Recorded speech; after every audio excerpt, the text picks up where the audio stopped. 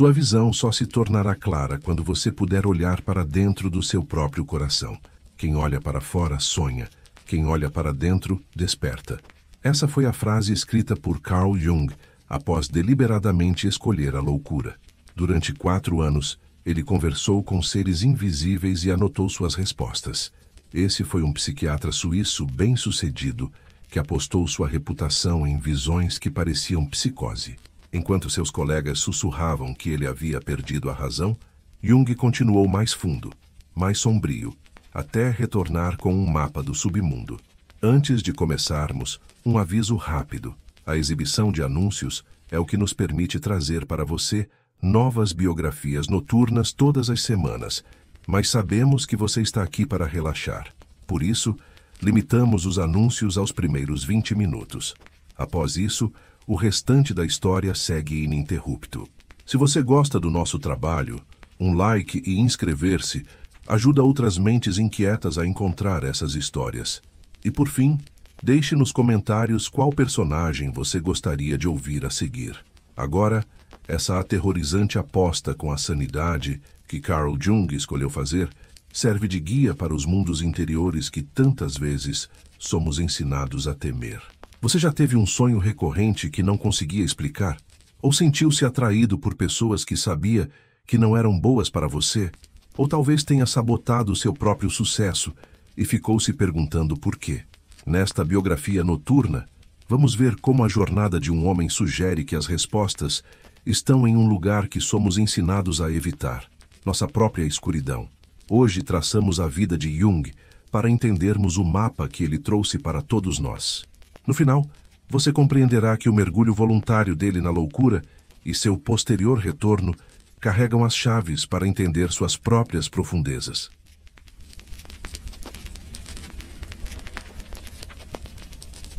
Capítulo 1. O solo suíço. Carl nasceu na Suíça, em 26 de julho de 1875, um país cujo caráter peculiar moldaria tudo o que ele viria a ser. Para compreender Jung, é preciso entender sua terra natal. A Suíça foi chamada por um escritor de Parque Nacional do Espírito, um lugar onde os cidadãos votavam diretamente em grandes questões, onde a responsabilidade individual era mais profunda do que na maioria das nações. Era um país enraizado em solo camponês, onde o instinto e a natureza tinham mais peso do que preocupações urbanas puras. A Suíça se voltou para dentro por mais de 400 anos. A nação preferia disputas políticas internas a guerras externas. Isso significava que Jung cresceu sem aquela psicologia particular de ver o mal apenas nos países vizinhos. Ao contrário, os suíços buscavam internamente o conflito. Essa característica nacional de examinar a própria escuridão se tornaria a base de toda a abordagem de Jung para a psique humana. Ele mais tarde chamaria isso de confronto com a sombra. Jung era intensamente suíço. Serviu com entusiasmo no exército, que considerava um ancoradouro para sua identidade durante suas explorações internas mais desorientadoras. A natureza prática e fundamentada da vida suíça o mantinha preso, quando sua mente aventurava-se em territórios que poderiam ter levado outros à perdição. Ele foi produto desse solo, prático, mas profundamente voltado para o interior. Sua infância se desenrolou na tranquila cidade ribeirinha de Keswil, depois em Klein-Huningen, perto de Basileia. Ruínas romanas se desintegravam suavemente no rio Reno. Vinhedos se estendiam sonolentos e verdes sob o sol de verão. Mas sob essa superfície pastoral, o menino vivenciava eventos internos que o marcariam para sempre. Entre os 3 e 4 anos, Jung teve um sonho que o ocuparia por toda a vida. Desceu degraus de pedra para o interior da terra. Lá, numa câmara subterrânea, encontrou algo que o aterrorizou. Uma figura enorme de carne pendurada num trono dourado. A voz da mãe o chamava, dizendo que aquele era o devorador de homens. O início do que ele mais tarde chamaria de Os Segredos da Terra.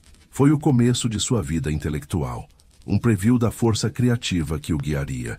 Aos 11 anos, Jung sentiu-se dividido em 2 pessoas. Havia a personalidade número 1, o menino comum da escola que tinha dificuldades com matemática e desapontava seus professores. Havia também a personalidade número 2, uma presença sábia e atemporal que parecia ter vivido no século XVIII. Isso não era loucura, mas sua primeira intuição da relação entre o ego consciente e algo maior, algo eterno dentro de si. Por essa época, teve outra visão que o moldou. Sentado fora da Catedral de Basileia num dia claro, lutou contra um pensamento que tentava romper sua consciência. Por dias, resistiu, até se render. Viu Deus em seu trono acima da catedral. Depois, viu Deus deixar cair um enorme cocô que destruiu sua própria igreja. Em vez de danação, Jung sentiu uma felicidade indescritível. Ele entendeu algo crucial. O divino não poderia ser limitado pela tradição humana. Deus abraçava simultaneamente a criação e a destruição.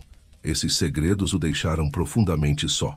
Ele não poderia compartilhá-los com ninguém, nem com seu pai pastor, que pregava sem convicção, nem com sua mãe, que também tinha seus próprios momentos estranhos de ausência espiritual, nem com seus colegas de escola, que viviam num universo totalmente diferente.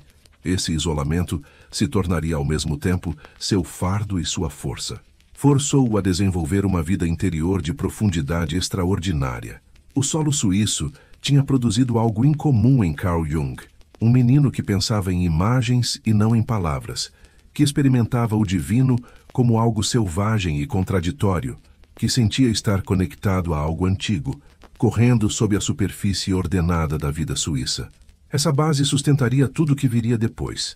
Seu rompimento com Freud, sua descida ao inconsciente, sua descoberta das personalidades múltiplas e do segredo terrível dos padrões coletivos que moldam toda a experiência humana.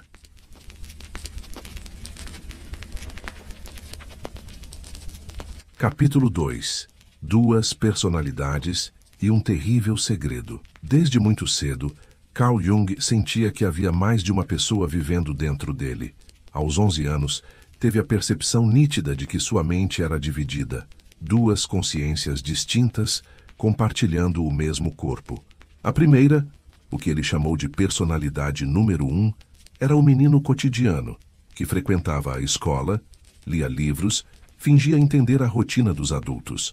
Era sensato, ajustado, moldado para interagir com o mundo previsível à sua volta. Mas havia algo mais, um outro ser, silencioso, observador, mais velho, a personalidade número 2. Essa não pertencia à era moderna, nem se limitava pelas convenções religiosas que regiam sua casa. Esse outro lado de Jung parecia antigo, como se tivesse vivido séculos antes dele. Quando sonhava, via-se como um estudioso do século XVIII, vestindo roupas de épocas passadas, cercado por castiçais, pergaminhos e o cheiro de tinta e madeira. Esse homem sábio dentro dele falava com autoridade e fazia o jovem Carl sentir que o mundo consciente era apenas uma fina película sobre algo vasto e inominável. Aos poucos, ele começou a perceber o que mais tarde chamaria de o inconsciente, aquele ente invisível que sussurra atrás dos pensamentos, moldando impulsos, criando símbolos, dirigindo ações sem consultar a razão. Porém, essa descoberta não tinha nada de confortável. Para um menino criado num lar cristão e disciplinado, sentir-se habitado por múltiplas presenças era algo próximo ao pecado. Ele acreditava que poderia estar condenado. Seu pai, o pastor Paul Jung, era um homem generoso, mas abatido por dúvidas teológicas. Pregava sobre fé e redenção, mas, quando se sentava para jantar, deixava escapar a fragilidade por trás das palavras. Quase sempre murmurava que Deus parecia silencioso demais. A mãe de Carl, Emily, era diferente, profunda, emocional e presa a períodos de escuridão psíquica. À noite, o menino a ouvia conversar sozinha atrás da porta do quarto. Ela dizia ver rostos e vultos. Às vezes, chorava. Outras, ria baixo em tom estranho, como se dialogasse com algo que ninguém mais podia ver. Jung observava tudo isso com um misto de medo e fascínio. Um lar dividido entre a espiritualidade esvaziada do pai e os estados sombrios da mãe o empurrava inevitavelmente para dentro. Esse contraste familiar gerou nele um profundo dilema. Se a religião de seu pai não lhe trazia sentido, e a sensibilidade da mãe o assustava. Onde estava a verdade? Durante os anos seguintes, tentou encontrar essa resposta nos livros. Passava horas lendo mitologia, alquimia e filosofia, como se buscasse uma linguagem para traduzir os símbolos de seu próprio inconsciente. E havia sonhos. Sonhos nítidos demais. Em um deles, Jung caminhava por uma casa antiga. Passava pelas salas uma a uma, cada uma mais antiga que a anterior. Primeiro o térreo, mobiliado como em seu tempo. Depois um andar subterrâneo de paredes de pedra. Então uma cripta romana. E por fim, cavernas pré-históricas com ossos e cinzas. Acordava suando, intrigado. Anos depois, descreveria esse sonho como a metáfora perfeita de sua própria mente. Camadas sucessivas de história e instinto escondidas sob o piso polido da consciência. Enquanto crescia, as duas personalidades se alternavam dentro dele como se disputassem o controle. O Jung número 1 queria se formar, arranjar emprego e provar ser racional. O número 2 o chamava para entender o mistério escondido na alma humana. Esse conflito interno o acompanhou até a juventude, quando, ao observar colegas e professores, notou algo absolutamente curioso. Ninguém parecia saber quem realmente era. As pessoas pareciam mascaradas. Falavam sobre moral e razão, mas seus gestos e expressões denunciavam impulsos diferentes. Desejos, raiva, medo, inveja, ternura reprimida. A normalidade humana era uma camada fina de civilização sobre algo muito mais caótico. E Jung, ao contrário de quase todos, podia ver através dela. Para ele, o mundo não era um conjunto de fatos concretos, como acreditava a ciência da época. Era um vasto palco de símbolos. E cada gesto, cada sonho, cada doença tinha um sentido oculto, esperando ser interpretado. Mas ainda era cedo demais para compreender o que essa visão custaria. Por enquanto, ele era apenas um rapaz suíço, dividido entre duas vozes, uma mundana, outra eterna. E juntas, essas vozes o empurravam irresistivelmente em direção a um futuro que mudaria para sempre a maneira como a humanidade entende a si mesma.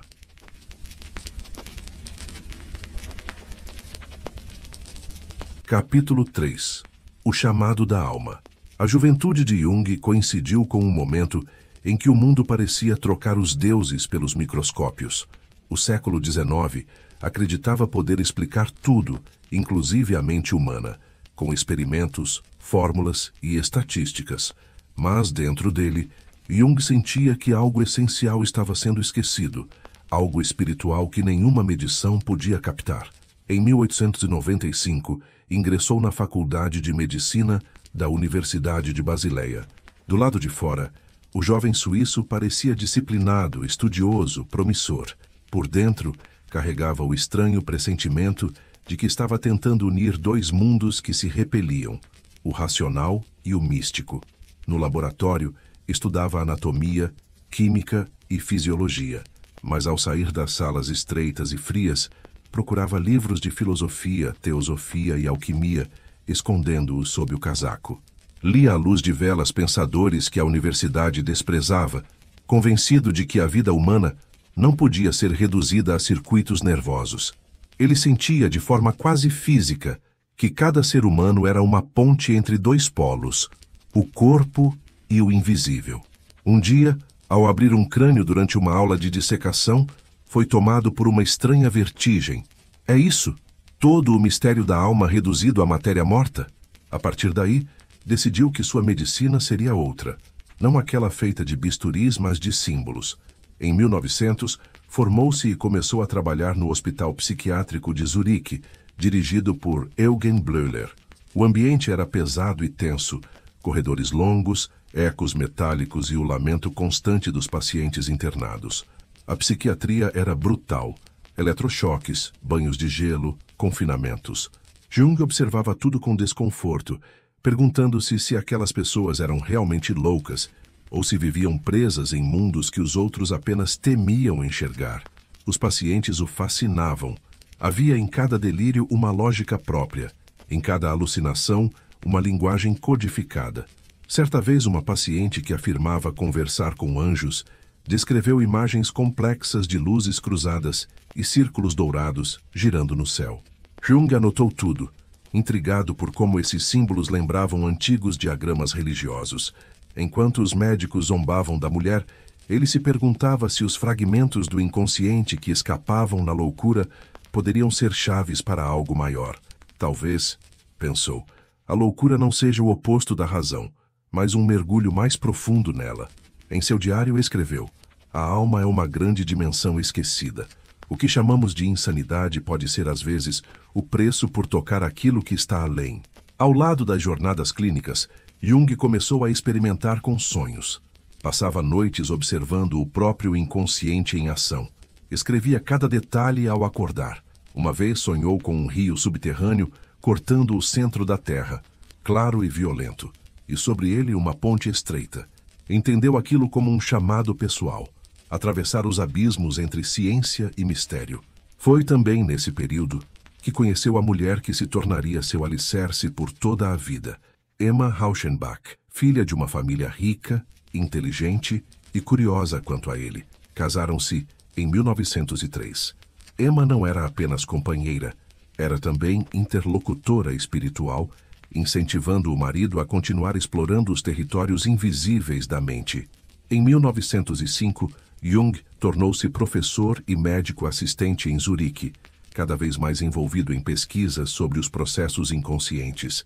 Testava associações de palavras e tempos de resposta para descobrir o que ele chamava de complexos, nós ocultos de emoção e lembrança, que vivem sob a superfície da consciência, moldando o comportamento humano. Cada vez mais convicto de que havia encontrado uma nova linguagem para o invisível, Jung dedicava-se ao laboratório, estudando os impulsos mentais como quem decifra antigas inscrições de um templo. Mas mesmo em meio ao sucesso, as duas personalidades dentro dele, o pesquisador e o místico, continuavam travando guerra.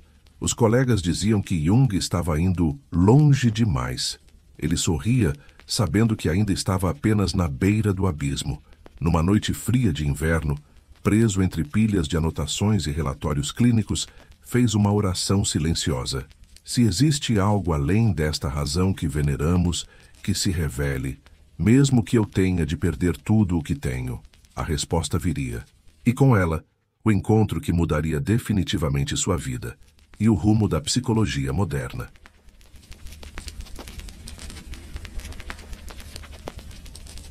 Capítulo 4. O encontro com Freud. Era o fim do século XIX, um momento de descobertas que transformariam para sempre a mente humana. Jung, recém-doutor em medicina, trabalhava no Hospital Psiquiátrico de Zurique. Em uma pequena reunião científica, conheceu um homem que mais tarde chamariam de o pai da psicanálise, Sigmund Freud. Freud era um personagem quase mítico, energia inextinguível, barba espessa, voz firme e olhar penetrante. Seus escritos causavam tanto fascínio quanto desconforto. Propunha que a sexualidade infantil estava no centro da mente humana, uma ideia tão disruptiva que dividia opiniões. Jung, com sua paixão pela espiritualidade e pela busca dos arquétipos universais, logo percebeu que compartilhava com Freud a obsessão pelo inconsciente, mas divergiam profundamente nas interpretações. Para Freud, o inconsciente girava em torno da libido, e todo comportamento poderia ser rastreado nesse desejo sexual central.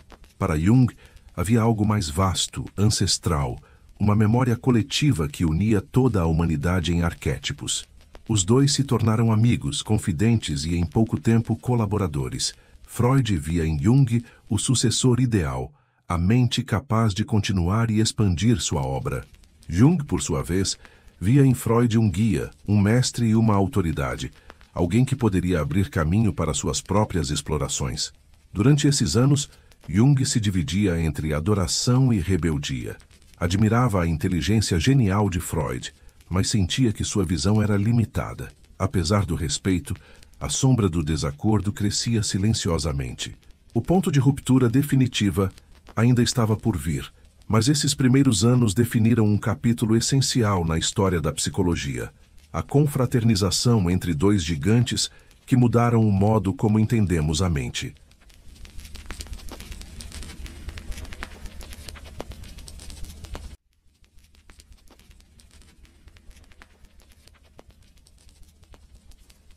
Capítulo 5. O rompimento dos mestres. A amizade entre Jung e Freud começou como uma espécie de aliança sagrada. Dois homens unidos pela ambição de explorar o território mais desconhecido da humanidade, a mente. Quando se encontraram pela primeira vez, em 1907, conversaram por 13 horas sem interrupção. Freud tinha 50 anos, Jung, 32. A diferença de idade parecia a de um pai e um filho, e de certo modo, foi exatamente isso que eles se tornaram um para o outro. Freud via em Jung o herdeiro ideal da psicanálise, um homem fora do círculo judeu-vienense, capaz de levar suas ideias à elite científica da Europa. Chamava-o com orgulho de meu filho mais velho.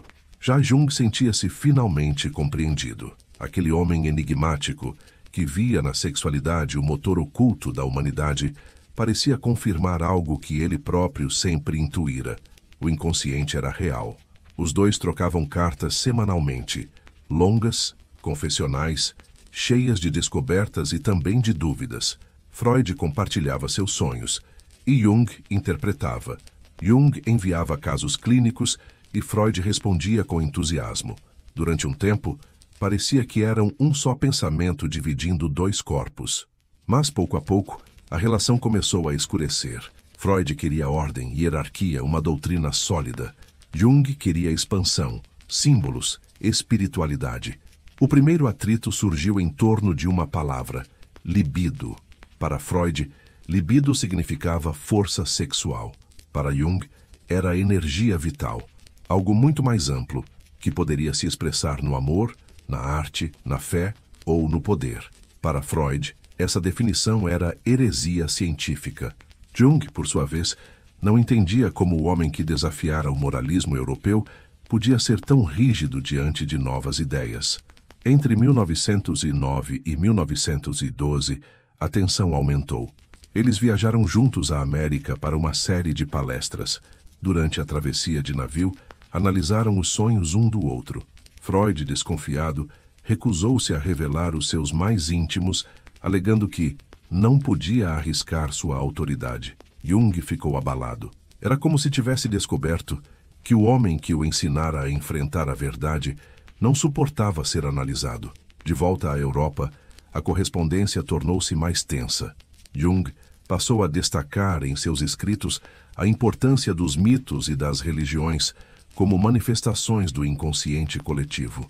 Para Freud, isso era misticismo, uma recaída na superstição que ele passara a vida combatendo. Em 1912, Jung publicou Símbolos de Transformação, livro em que questionava publicamente a centralidade sexual da teoria freudiana. Foi o golpe final. Freud escreveu-lhe uma carta com o tom de um patriarca ferido. Meu caro amigo, lamento dizer que nossos caminhos se separam aqui. Considero isso não apenas uma perda pessoal, mas também científica. O rompimento não foi apenas intelectual, foi emocional. Freud via Jung como um filho ingrato. Jung via Freud como um pai possessivo. Um vínculo mítico encenado na vida real. O episódio ficaria conhecido como o divórcio da psicanálise. Após a separação, Jung mergulhou em silêncio. Passou a sentir o peso da descrença dos antigos colegas e a estranhar a estabilidade de seu próprio pensamento. Tudo o que acreditava saber desmoronava. Foi então que começaram os sonhos. Visões de enchentes, cidades devastadas e rios de sangue. Ele não sabia que, em breve, o mundo acordaria para a mesma loucura, a Primeira Guerra Mundial. Mas havia um significado mais profundo nas visões, um prenúncio do mergulho que estava prestes a realizar, não na história, mas dentro de si mesmo. E seria nesse mergulho que Carl Jung encontraria o que Freud nunca ousou buscar, as profundezas do próprio inconsciente.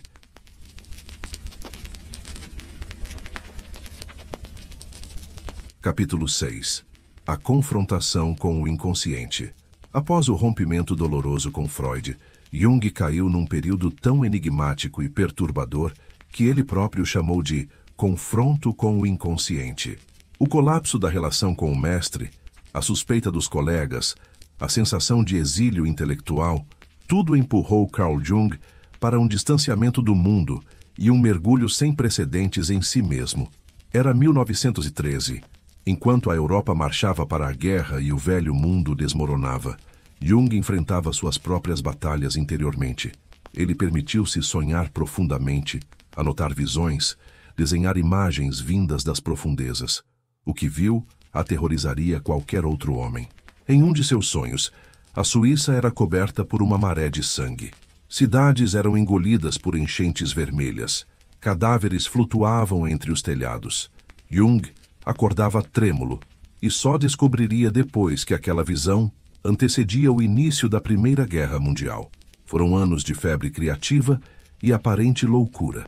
Jung mantinha a rotina familiar, dava aulas, atendia pacientes. Mas em casa, em seu escritório cercado de livros, pedras e estátuas antigas, se debruçava sobre o abismo.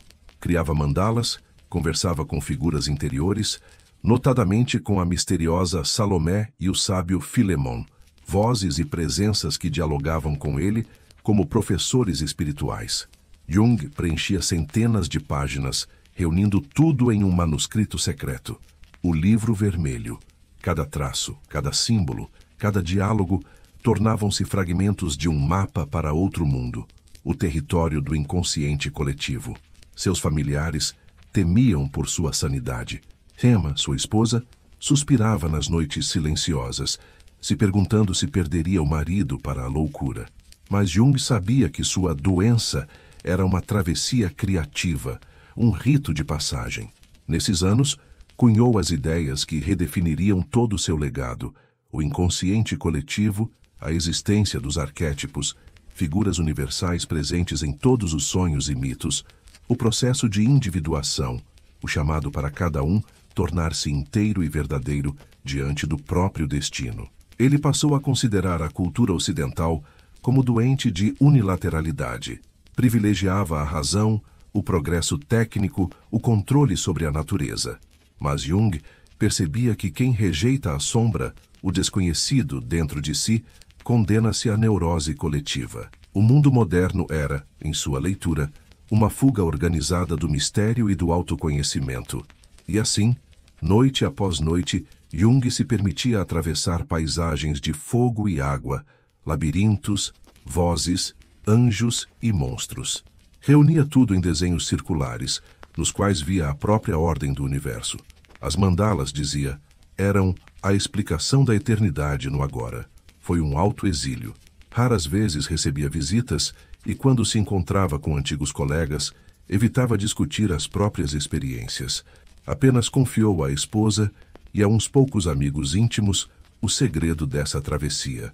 Ao fim desse mergulho, Jung não saiu ileso, mas ressurgiu, amadurecido, ampliado, dizendo ter encontrado o sentido da vida não pela lógica, mas pelo diálogo direto com o que chamou de o outro lado da alma. Contou a seus pupilos que descer a própria escuridão não era sinal de derrota, mas o único caminho para a real transformação.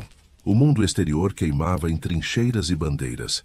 O universo interior de Jung ardia em alquimia e sonhos. Nesse fogo cruzado, forjava-se uma psicologia capaz de olhar para o horror coletivo e perceber ali a necessidade milenar de cada um se reconciliar consigo e com o mistério do viver. Este seria o núcleo de tudo que viria a construir, o convite para não termos medo da noite da alma, pois só quem a atravessa é capaz de despertar por inteiro para a vida. Capítulo 7.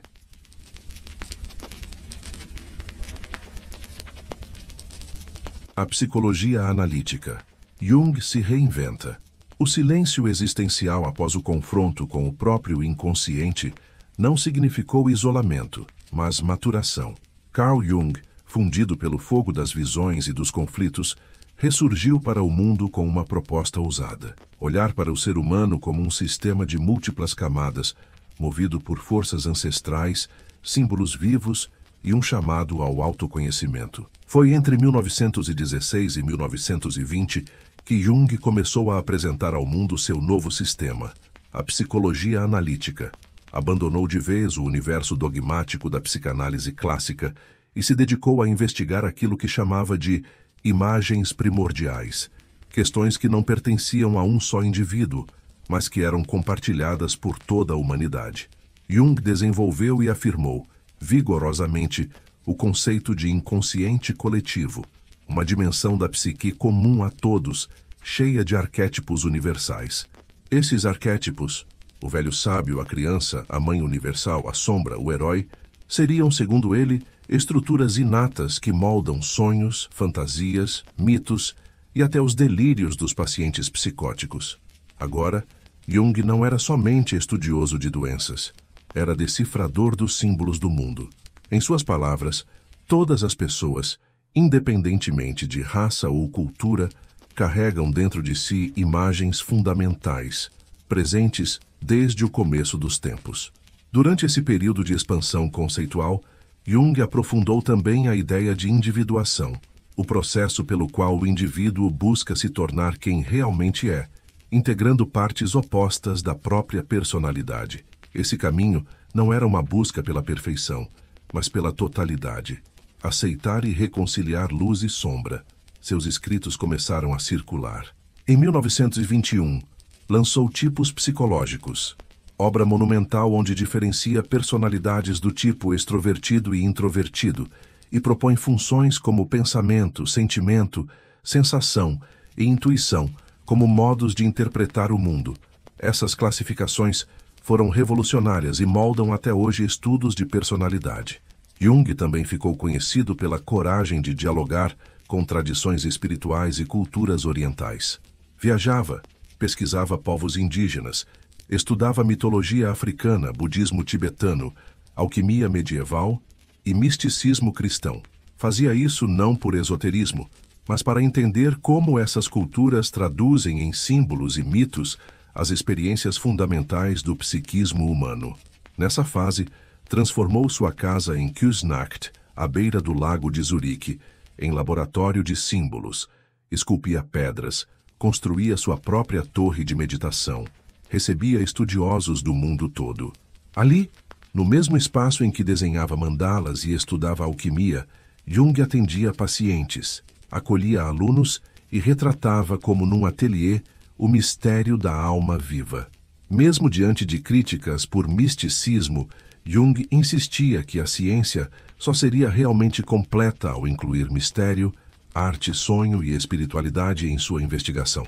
Defendia que só através da integração desses opostos, racional e místico, seria possível a verdadeira cura.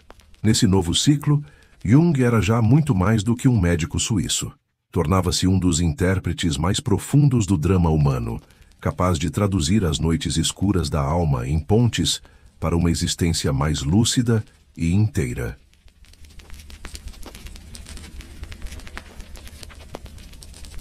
Capítulo 8. O legado universal da psicologia analítica. O fim da Primeira Guerra Mundial mudou os rumos da história, e Jung sentiu o mesmo turbilhão atravessar a psicologia e a cultura de sua época.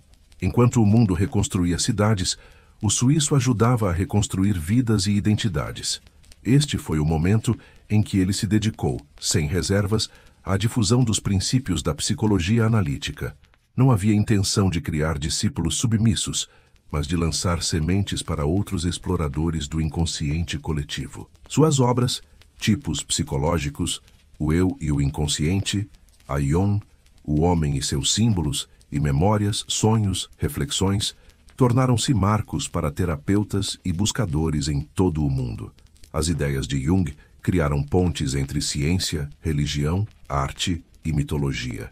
Ele via a mente como um palco movido por arquétipos, entidades universais como o herói, o velho sábio, a mãe, a sombra, o trickster.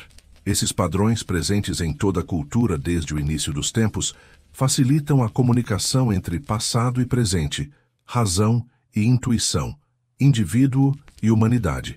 Mais do que conceitos, Jung propôs caminhos. O processo de individuação, tornar-se quem verdadeiramente se é, integrando luz e sombra pessoal e coletivo, consciente e inconsciente.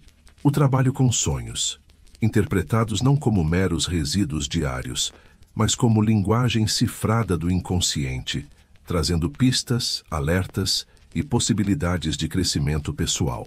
O diálogo com a espiritualidade, religião e misticismo, para Jung, Qualquer tradição ou mito genuíno é um mapa para a alma e deve ser respeitado e investigado, não negado ou ridicularizado pela arrogância cientificista.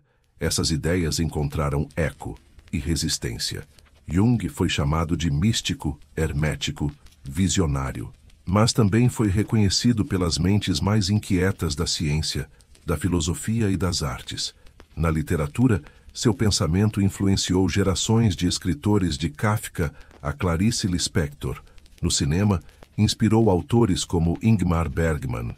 Na terapia, inspirou métodos de arte, psicodrama e práticas integrativas em todo o mundo. Na Suíça, a torre que construiu em Bollingen tornou-se sua oficina alquímica. Lá Jung estudava pedras, pintava mandalas e recebia visitantes de todos os continentes, cada um trazendo perguntas sobre si, sobre os sonhos, sobre a sombra, sobre o sentido da vida. Foi também nesse tempo que seu legado chegou ao Brasil. Nise da Silveira, médica que defendeu a arte como via de expressão para pacientes psiquiátricos, usou o método junguiano para abrir portas que outros mantinham trancadas à força. Assim, as imagens e símbolos gerados por internos do Hospital do Engenho de Dentro passaram a ser vistas como mapas para o inconsciente, e não apenas sintomas de loucura. Até hoje, as ideias de Jung permanecem vivas, flexíveis, adaptáveis e polêmicas. Sua psicologia, longe de aprisionar a mente em rótulos, continua convidando todo buscador a percorrer o caminho difícil, mas necessário, do autoconhecimento profundo. Na próxima travessia, Jung enfrentará suas próprias sombras diante do século XX. Nacionalismos, guerras, seu envelhecimento e a maturidade de sua obra. Ao continuar a jornada, deixará claro: cada um de nós é chamado a construir sentido no caos. Cada etapa do autoconhecimento é uma noite escura da alma e também uma aurora.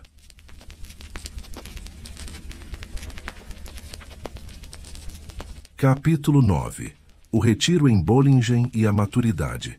Na década de 1920, enquanto a Europa tentava recompor suas ruínas após a Primeira Guerra Mundial, Jung buscava refúgio em um pequeno pedaço de terra às margens do lago de Zurique, na vila de Bollingen. Ali, ergueu com as próprias mãos uma torre de pedra, sem eletricidade, sem telefone, um santuário voltado para o essencial. Para Jung, Bollingen não era apenas uma casa de campo, mas o seu laboratório espiritual e alquímico. Ao longo dos anos, a torre foi crescendo junto com suas descobertas.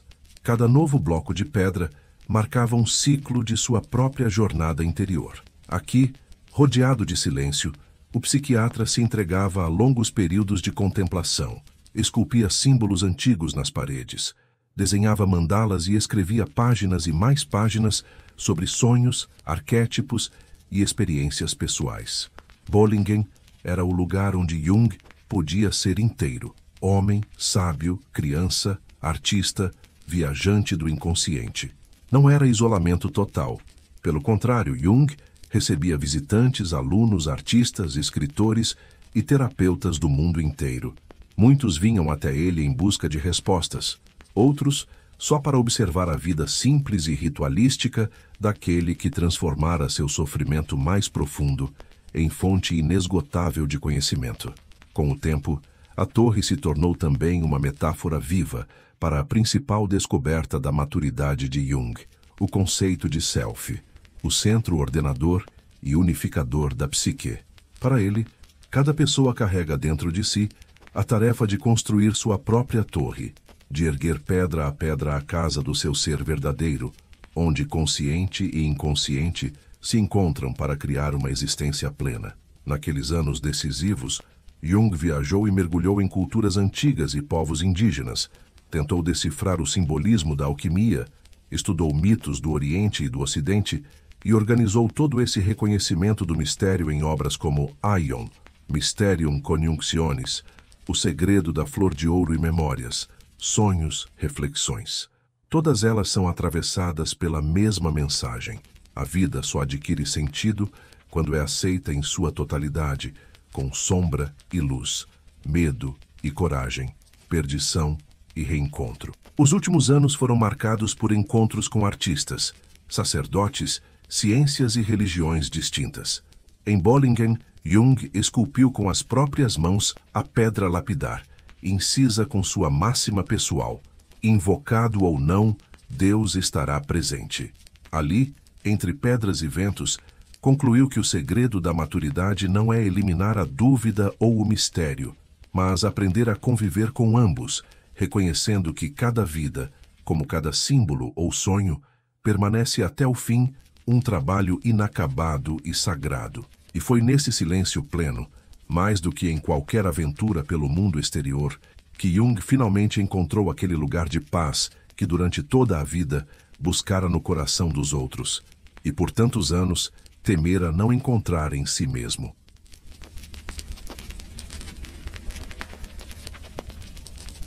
Capítulo 10. Os últimos anos e a Torre de Bollingen.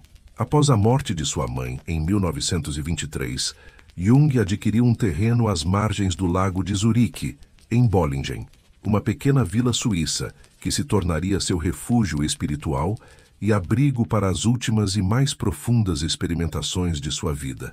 Com as próprias mãos, e com pouca ajuda profissional, começou a construir a famosa Torre de Bollingen. Inicialmente, uma torre sólida e simples, de 2 andares, cuja estrutura foi expandida ao longo das décadas, crescendo em tamanho, simbolismo e complexidade. Até 1935, sua casa tornara-se uma pequena fortaleza de pedra, com 4 partes interligadas. Ali, Jung passava meses a fio, mergulhado em reflexões, estudos e práticas artísticas.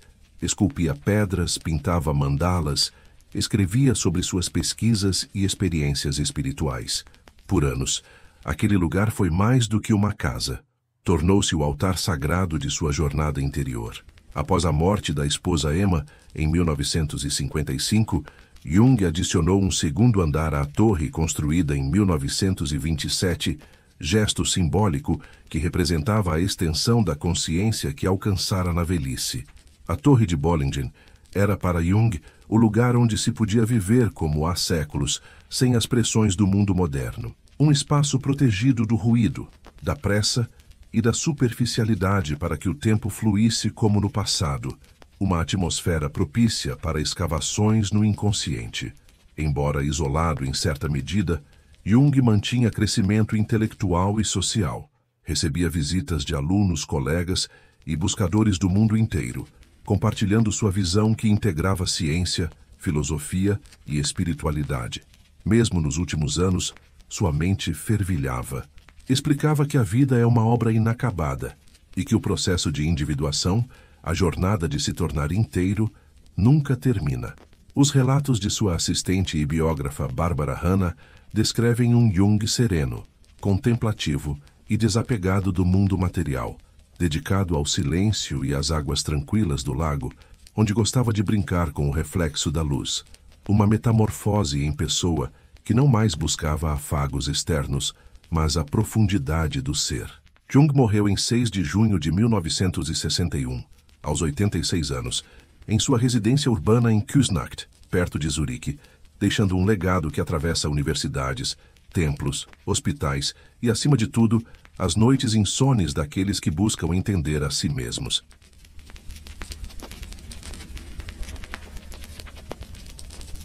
Capítulo 11. A abertura do ovo. Em janeiro de 1914, durante um dos períodos mais intensos de sua jornada interior, Carl Jung iniciava uma experiência simbólica profunda que ficaria conhecida como a abertura do ovo. Este momento marcava uma passagem crucial em sua exploração do inconsciente, onde a imagem do ovo, simbolizando o nascimento e o potencial de transformação, se tornou em um poderoso arquétipo. Jung, isolado em seu mergulho interior, revelou em seus registros a presença de figuras mitológicas e simbólicas que dialogavam com ele, como Isdubar, um personagem ancestral que representava a sabedoria guerreira, e também a tensão entre o Ocidente científico e os mistérios do Oriente espiritual. Nesse processo, o jovem psicanalista confrontava o mundo racional com o universo dos símbolos naturais. a dialógica entre o tempo cronológico e a espontaneidade do vento, entre a linearidade científica e os elementos arquetípicos da cultura oriental. Era a guerra interior entre o consciente e o inconsciente coletivo. Para preservar essa riqueza simbólica, Jung propunha que as imagens do inconsciente precisavam ser cultivadas como fantasias ativas, formas vivas de irracionalidade, capazes de manter o espírito humano conectado à sua ancestralidade e ao mistério. Este capítulo simboliza o ponto onde Jung deixa de simplesmente observar o inconsciente e passa a vivê-lo como um espaço de criação, um campo fértil para a construção do self.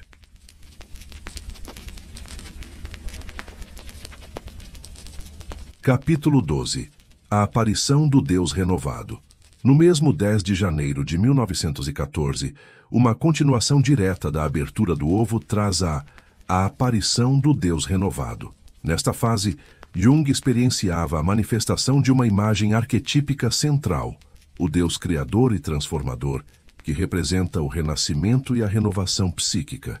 Esta visão irradiava novos sentidos e horizontes para Jung, que até então se debatida entre a razão e o símbolo, ganha uma vivência direta do sagrado. A aparição não era apenas espiritual, mas psicologicamente revolucionária.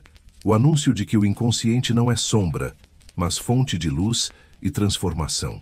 Dentro da narrativa simbólica de Jung, este Deus renovado personifica a esperança e a continuidade, a possibilidade de recomeço mesmo após as profundas rupturas internas e externas, em um contexto que, no mundo real, se preparava para as convulsões da Primeira Guerra Mundial.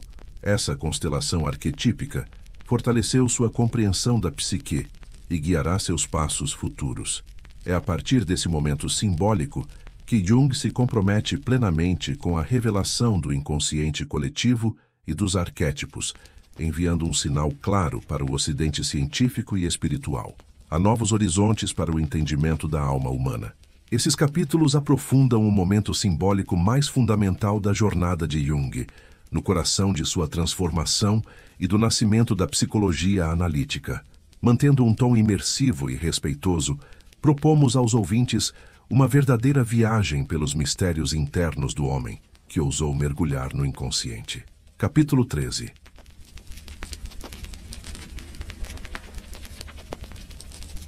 A morte e o chamado do lago. Nos últimos meses de vida, Carl Jung parecia saber que a travessia final se aproximava.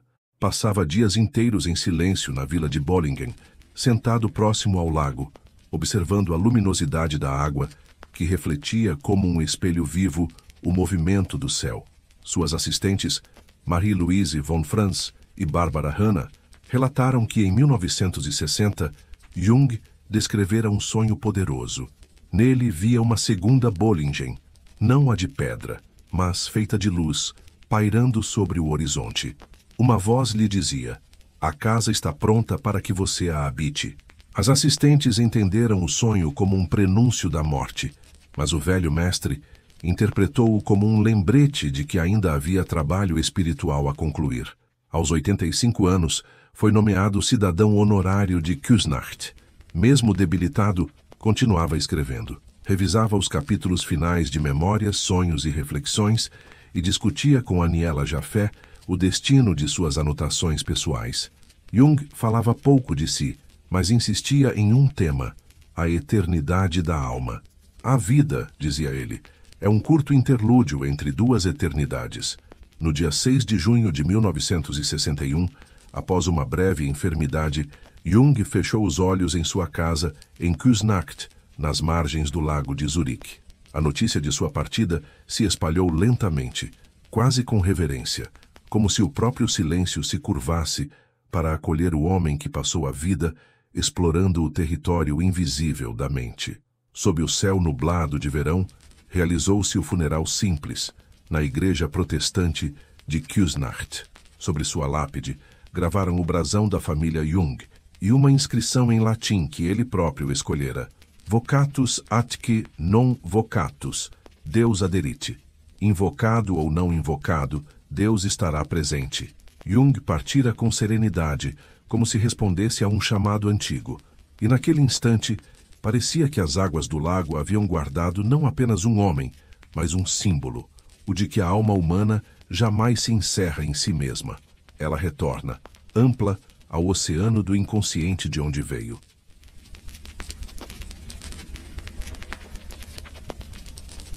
Capítulo 14. A herança invisível. A morte de Carl Jung não foi o fim de sua história, foi a expansão definitiva de sua influência. Sua obra, que já ecoava entre filósofos, artistas e cientistas, tornou-se uma das maiores pontes entre o pensamento racional e o espiritual no século XX. Em 1948, ele havia fundado o Instituto C.G. Jung, em Zurique, que desde então forma psicoterapeutas dedicados à psicologia analítica. Hoje, existem dezenas de institutos ao redor do mundo. No Brasil, nomes como Nise da Silveira e Maria Helena Guerra da Almeida transformaram a prática junguiana em jornadas poéticas de cura. Artistas e cineastas encontraram em Jung uma fonte inesgotável de inspiração. Joseph Campbell adaptou suas ideias para construir o mito do herói, que se tornaria a espinha dorsal de incontáveis narrativas modernas, de romances literários a filmes como Star Wars. Escritores como Hermann Hesse, Clarice Lispector e Fernando Pessoa carregam ecos inconfundíveis de sua visão simbólica e existencial. Mas talvez o verdadeiro legado de Jung não esteja apenas nos livros, nas terapias ou nas academias. Está em cada pessoa que, em meio ao caos e às sombras, ousa escutar o próprio inconsciente, em cada sonho anotado com cuidado, em cada vida redimida pela reconciliação com as partes esquecidas do ser.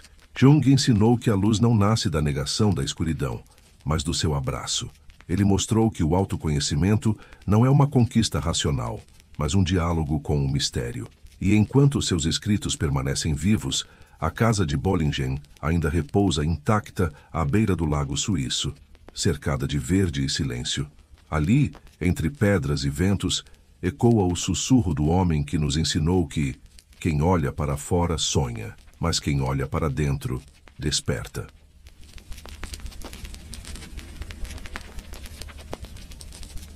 Epílogo. O homem que olhou para o abismo.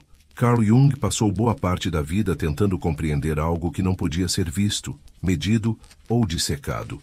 Mergulhou em regiões da alma onde poucos ousariam entrar, e voltou de lá com um mapa para cada um de nós. Se Freud abriu a porta do inconsciente, Jung atravessou o corredor e revelou os cômodos ocultos de nossa mente. Mostrou que o inconsciente não é apenas um depósito de traumas, mas um universo simbólico, vasto e inteligente, repleto de forças criativas e destrutivas. Descobriu que, por trás dos sonhos e medos, há algo sagrado, uma centelha de totalidade esperando ser reconhecida. Sua vida foi o reflexo perfeito de sua teoria, um processo contínuo de individuação. Da dúvida à descoberta, da escuridão à luz, Jung se tornou o retrato do ser humano que, ao aceitar seu próprio caos, encontra sentido no mistério. Sua torre em Bollingen ainda se ergue sobre o lago de Zurique, silenciosa, banhada por um vento frio que parece sussurrar fragmentos de sua voz. Você não se tornará iluminado, imaginando figuras de luz, mas tornando consciente a escuridão. Hoje, décadas após sua morte, sua influência transcende a psicologia. Artistas, escritores, cientistas e buscadores continuam a encontrar nas suas palavras um lembrete poderoso, que nossa maior tarefa é compreender a nós mesmos e que o autoconhecimento é o único caminho possível para a liberdade interior. Jung acreditava que a vida humana é uma obra de arte em constante criação e que cada alma, mesmo em seus momentos mais sombrios, é uma faísca do eterno processo de transformação do universo. E talvez, se você ouvir com atenção o som sutil entre a vigília e o sonho, possa escutar o mesmo chamado que o guiou por toda a vida, o chamado para olhar para dentro. Porque, como ele próprio disse, quem olha para fora sonha, mas quem olha para dentro desperta. Se esta jornada despertou algo em você, uma centelha, um eco distante, então continue conosco. Toda semana, o canal Histórias Noturnas abre novas portas. vidas, mentes e segredos de pessoas que moldaram o mundo e as sombras que o cercam. Inscreva-se agora, ative o sino e venha conosco em novas travessias pelas histórias que habitam o inconsciente da humanidade. A noite é longa, mas cada história é uma luz acesa no escuro.